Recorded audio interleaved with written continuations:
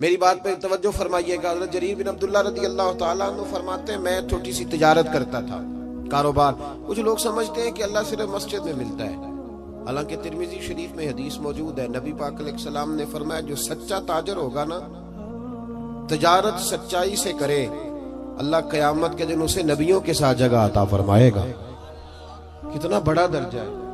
हज़रत मारूफ करखी रहमतुल्लाह ताला अलैह के ज़माना मुबारका में कुछ लोग आपकी खिदमत में आए कि हुजूर बारिश नहीं होती, दुआ कर दें। तो आप फरमाने लगे, वो मेरी खानका के, मेरे मदरसे के, मेरी मस्जिद के सामने एक करियाने की दुकान वाला है, उससे दुआ कराओ, बारिश हो जाएगी।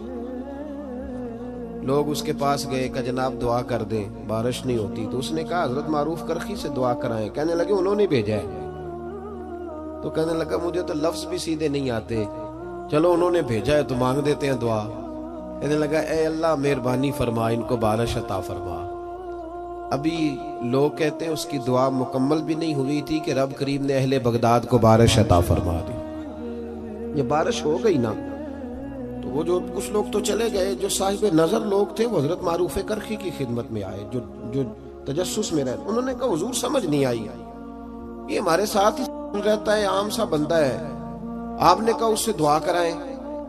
क्या रात को जब दुनिया सो जाती है तो ये मस्जिद आ जाता है, तन्हाई में इबादत करता है? तो हज़रत मारूफ करखी फरमाने लगे, ऐसी कोई बात भी नहीं। कहा, हुजूर फिर आपने इससे दुआ करने को क्यों कहा? तो आप फरमाने लगे, 30 साल हो गए मेरे सामने दुकान करता है, ये सौदा जब भी तोलता है पूरा तोलता है, ये लोगों की खैरखाई करता है।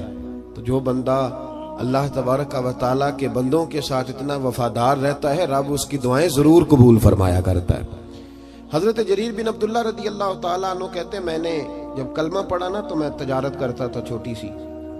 अगर तू समझता है ना कि मैं अपने ऊपर दीन को पूरा नाफिज ना करूं, तो फिर जुज़वी मुसलमान तो कहीं कहा ही नहीं गया। मेरे आला हज़रत फाज़िल बरेलवी रहमतुल्लाह ताला अलैह से किसी ने पूछा था, हुजूर नेक कौन होता है? तो आला हज़रत फरमाने लगे, जिसकी तन्हाइयां साफ सुथरी होती, जो अकेले में अल्लाह से डरता है, जो तन्हाई के अंदर साफ सुथरा होता है। महफिल में तो मेरी तरह सारे सज समर के आते हैं। फरमाया, जो अकेला बैठा हो और उस पर अल्लाह का खौफ तारी हो, वो असल में नेक बंदा होता है। मेरे भाई, हज़रत जरीर बिन अब्दुल्लाह कहते हैं, मैंने जिस दिन कलमा पढ़ा तो अर्ज की, या रसूल अल्लाह सल्लल्लाहु अलैहि वसल्लम को नसीहत फरमाए। तो नबी पाक सल्लल्लाहु अलैहि वसल्लम ने फरमाया, अद्दीनुन नसीहा, मेरा सारा दीन किसी की खैर खाई करने का नाम, भला कर किसी का।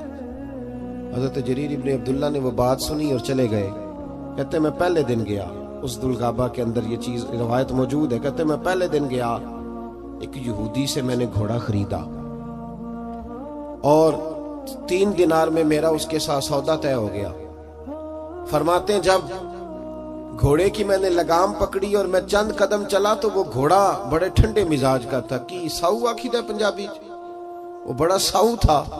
कहते हैं वो बिल्कुल मेरे साथ साथ चलने लगा। तो मैं वापस पलटा और मैंने उस यहूदी से कहा, ये तो घर में भी रखने के लिए बड़ा अच्छा है, ये तो सवारी घर में बच्चों के दरमियान भी ठीक है। 3 दिनार नहीं, तू 6 दिनार रख, तेरा महंगा है। कहते हैं वो आंखें खोल के मेरी तरफ देखने लगा। अब मैंने दोबारा घोड़े पे सवारी की, जब थोड़ा सा मैंने उसको चलाया तो कहते हैं वो तो सवारी में भी बड़ा उम्दा था। मैंने उस यहूदी की तरफ फिर तवज्जो की, मैंने कहा, यार तेरा घोड़ा महंगा है, तू 3 दिनार और रख। कहते मुझे कहने लगा, तू वही है जो पहले आता था या तू बदल गया है?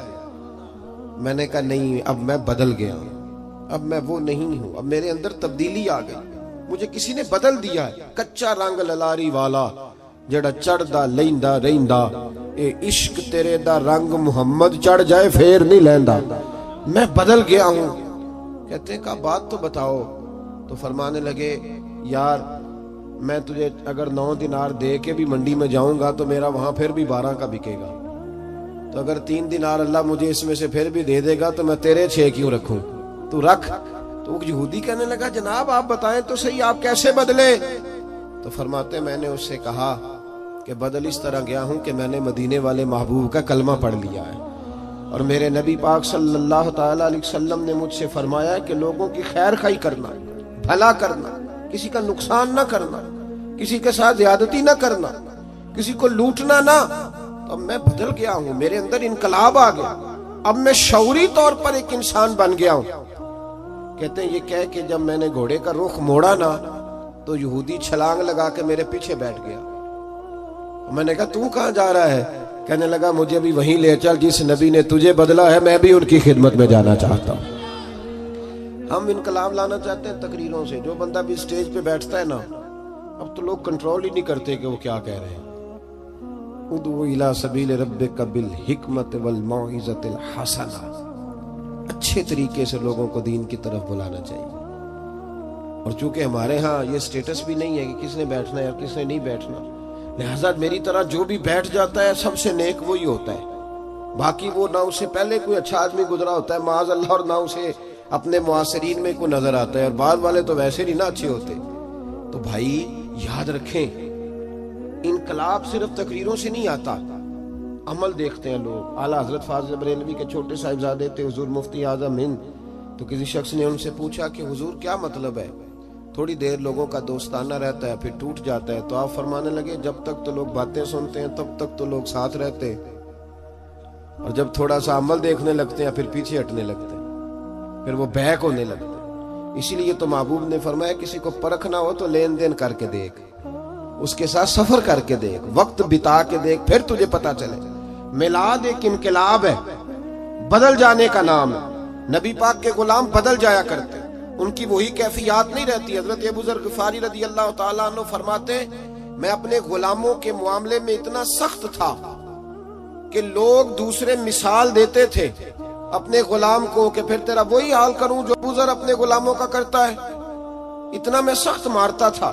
हम भी बड़े डिक्टेटर होते हैं ना अपने अपने यहाँ, कहते हैं जी मेरे आगे कोई नहीं बोलता जी, किसी की जरूरत ही नहीं जी, बाला दी की मजाल है, उन्होंने अम्मा दी की जरूरत है। और भाई ऐसे न कर। दुनिया में सबसे खूबसूरत शख्स वो होता है जिसको लोग अपना दुख बताना आसान समझते हैं, जिसके लोग करीब जाते हैं। तू किस तरह का बन गया है कि तेरे अपने भी तेरे करीब नहीं जाते, और फिर तू अपनी तारीफ कर रहा है। दुनिया में बेहतरीन शख्स वो होता है जिस तक लोगों की रसाई आसान होती है, जिसको लोग अपनी बात आसानी से बता सकें, वो समझे कि ये हमारा मदावा करेगा। हजरत अबू ज़र ग़िफ़ारी कहते हैं बड़ा सख्त था। जिस दिन मैं कलमा पढ़ने आया ना तो महबूब तो जानने वाले हैं ना, वअल्लमका मा लम तकुन तअलम, हुजूर को तो अल्लाह ने कुंजियां अता फरमाई है ना गैब की। तो महबूब पाक अलैहिस्सलाम की बारगाह में जब कलमा पढ़ने हाजिर हुआ तो महबूब अलैहिस्सलाम से अर्ज की हुजूर कोई खास बात? तो हुजूर ने बड़ी वसीयतें और नसीहतें फरमाई, और फिर मेरी तरफ महबूब ने इस तरह देखा कि मेरे दिल के सारे ऐब धुलने लगे। तो महबूब फरमाने लगे तेरे लिए खास बात ही है कि अपने गुलामों के साथ अच्छा सलूक करना, अपने गुलामों के साथ बेखबर हो जो गुलामों से वो आका क्या है। अपने गुलामों के साथ जाग रहे ना आप लोग, किनके साथ? अब तो गुलाम नहीं ना होते होंगे ने, अजिन 2 लाख दे के डेरे ते नहीं बनी दा जी, वो उसको तनख्वाह दी जाती है 6,500, और सारा बच्चा उसका बाल बच्चा भी नौकरी करता है, और उसको रिहाइश भी वहां दी जाती है जहाँ भैंसे बांधी जाती है। ये जुल्म है। इसके बावजूद हम पढ़े लिखे हैं, हाजी साहब भी हैं, नमाजी भी हैं। मैं गौर करना, कहते हैं जी ये सियाने नहीं। तो मैं कहता हूँ जब बंदे के पास पैसे नहीं होते तो अकल भी नहीं होती। जिदे घर दाने ओ दे कमले भी सियाने, मेरी गुर्बत ने किया मुझको जमाने में बदनाम, तेरी दौलत ने तेरे ऐब छुपा रखे। और भाई जब ये पर्दा हटेगा दौलत का तो फिर पता चलेगा कि तेरी कदर जमाना कितनी करता है अपने गुलाम से। हमारे पढ़े लिखे लोग मैंने देखे, बड़ी बड़ी सोसाइटियों में रहने वाले, उनका मुलाजिम उनके साथ बैठ के रोटी नहीं खा सकता। टेबल पे जगह मौजूद है, कुर्सी की जगह है, लेकिन वो कहते हैं नहीं, ड्राइवर को ना वहीं गाड़ी में भेज दो, वहीं खा लेगा। क्यों भाई, वजह क्या है? पिराने उजाम जो मेरी तरह के पीर साहिबान है वो भी कहते हैं मुरीद नहीं जी मेरे नाल बहिंदे हो, कहने असीं अदब करने, लिहाजा मेरे लिए छोटे गोश्त का शोरबा उरा कर लो, उन्होंने बाकी उथे दे आओ।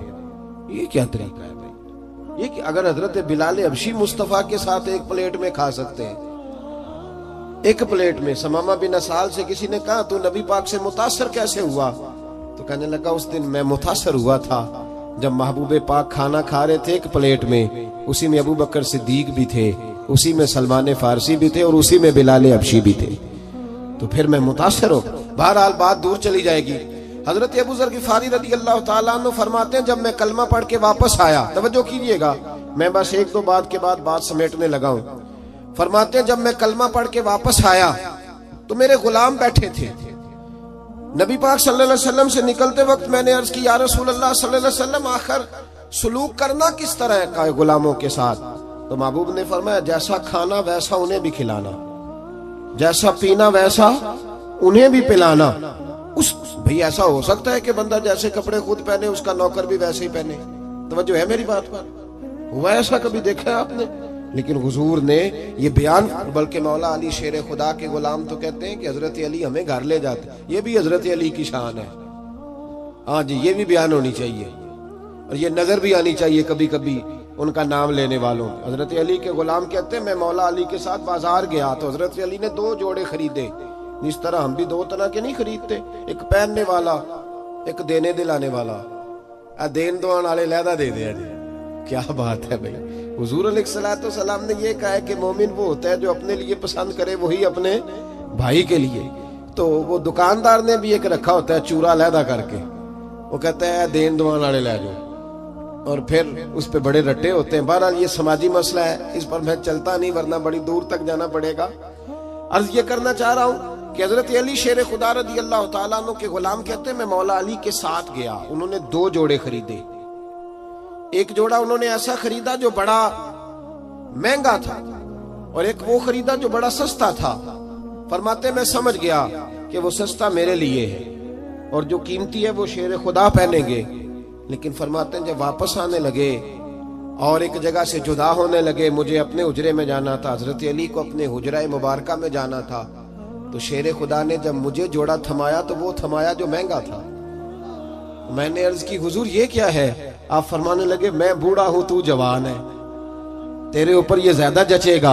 ये भी सुन्नत है, ये भी तरीकत है, ये भी हजरत मौला अली से साबित है कि खुद जोड़ा सस्ता पहनना और गुलाम को महंगा पहनवाना, ये भी साबित है। ये भी तरीका मेरे महबूब पाक का, इसे भी कभी अपनाना चाहिए। हजरत अबू ज़र गिफ़ारी रज़ी अल्लाह ताला अन्हु फरमाते हैं, जब ये बात सुनकर मैं वापस आया, मेरे गुलाम बैठे हुए थे, मैंने उनसे कहा खाना बनवाओ। कहते हैं किसी गुलाम की जरूरत नहीं थी कि वो मेरे सामने कभी सीधा खड़ा भी हो सके। आज मैंने खाना बनवाया, दस्तरखान लगा, गुलाम बैठ गए, मैं भी बैठ गया।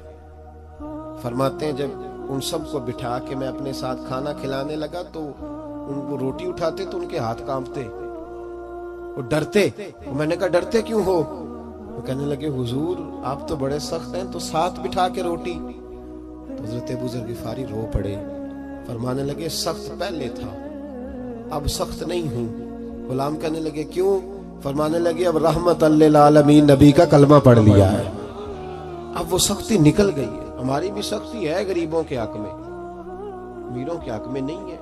गुस्सा बड़ा समझदार है, बड़ा सियाना है, माड़े पे आता है, तगड़े पे बिल्कुल नहीं आता, बड़ा अक्लमंद है, दाना किस्म का गुस्सा है। तो भाई मिलाद एक इनकलाब। हजरत उमर फारूक रज़ी अल्लाह ताला अन्हु की एक लौंडी है, वो कहती है जब मैंने कलमा पढ़ा और फारूक आजम को पता चला तो मुझे उल्टा लटका के मारते थे।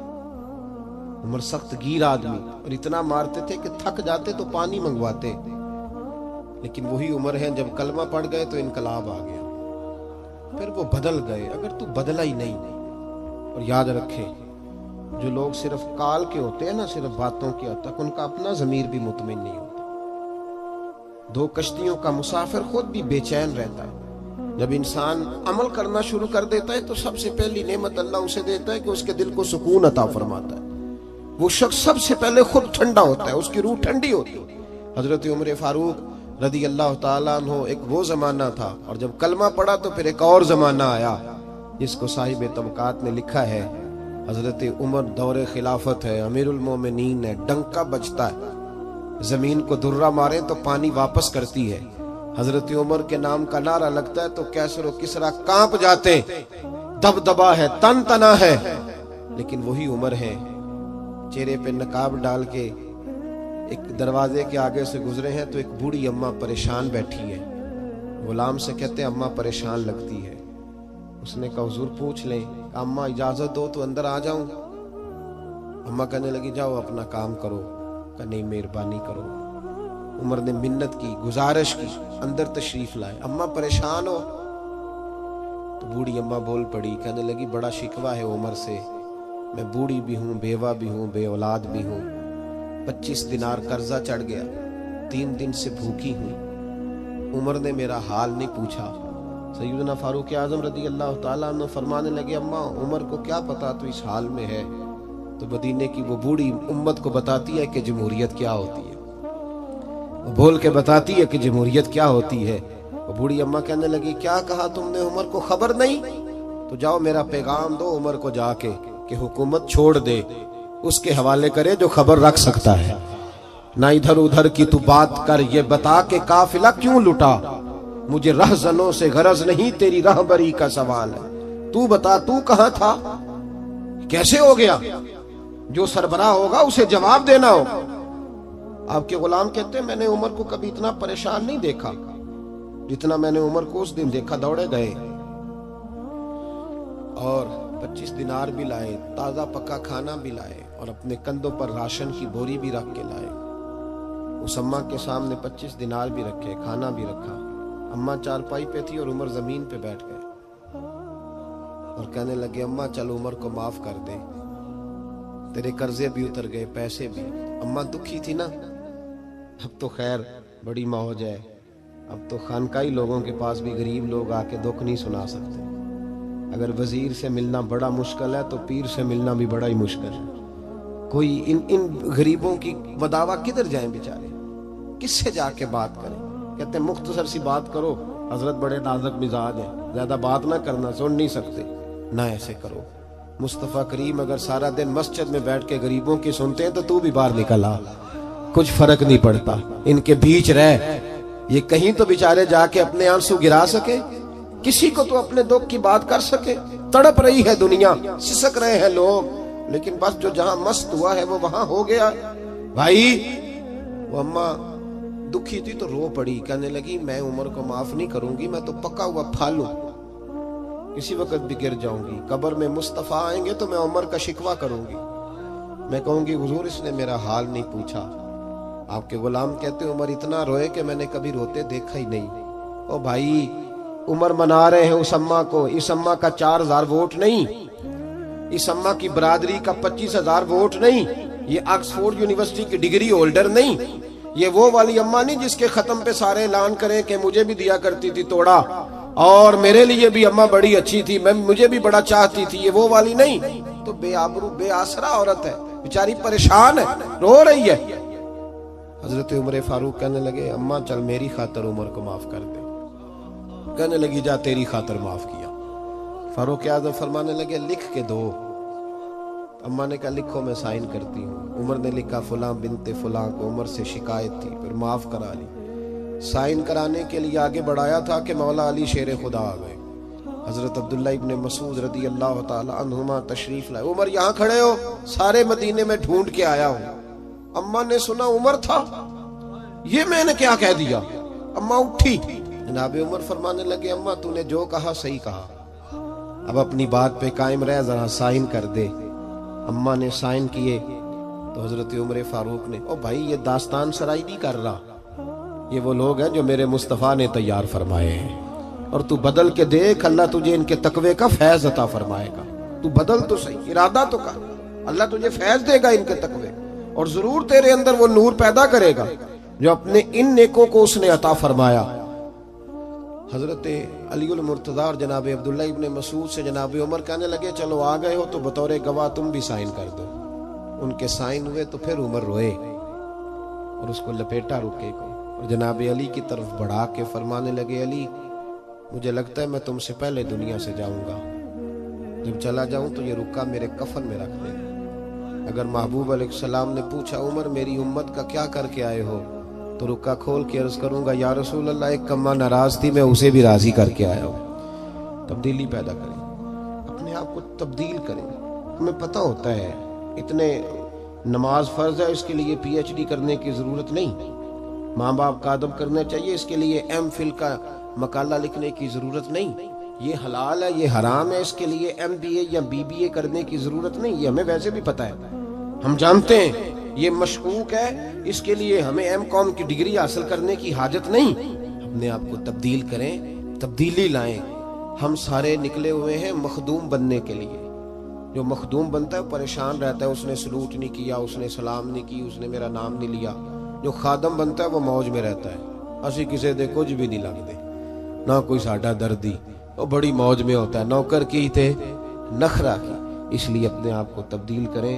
अगर सैकड़ों महफिलों के बावजूद भी हमें कमालिए गया तो मैंने महफिल कराने वाले से पूछा, मैंने कहा नमाज पढ़ते हो? कहता है नहीं।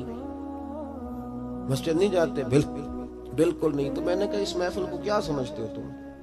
वो रस्म है? क्या मतलब है इन चीजों? एक रसूमात है, ठीक है, अदा की छुट्टी की। महफिल तो इनकलाब का नाम है। हुजूर गौसे आजम रदी अल्लाह तआला अन्हु की महफिल होती थी तो एक एक महफिल में सैकड़ों लोग तौबा कर जाया करते। तो इनकलाब है। तुमने क्या हासिल किया? और अगर तुम नहीं हासिल नहीं किया तो आगे तुम लोगों को क्या दोगे? इससे तब्दीली लाए। अगर आप बदल जाए ना, महफिल से उठ के जाएं और कहें मैंने दाढ़ी रख ली, मैं नमाजी हो गया, तो इंशाल्लाह किसी और के दिल में भी शौक पैदा होगा कि मुझे भी करानी चाहिए। और जो नहीं आए थे उन्हें भी जायका पैदा होगा कि हमें भी इस तरफ तवज्जो करनी चाहिए। अल्लाह सजाने वालों को, आने वालों को बरकत अता फरमाए।